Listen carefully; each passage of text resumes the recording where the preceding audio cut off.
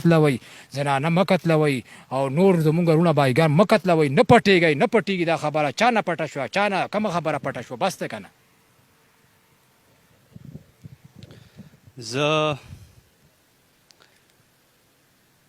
زما ځوانان زما دغه همیشه له کوشش یې دغه منډه تړلی سوال کوم منت کوم موږ د خوږ پیغمبر امتیان یو د هغه نبي چې په پولیسرات په تیر شي بیا به ورپسې موږ تیریږو او د پولیسرات په هغه سرو کې به ناسي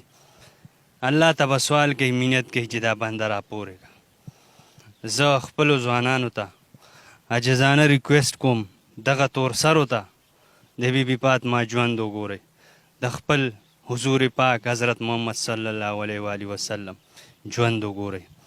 نو انشاءالله کامیابي ده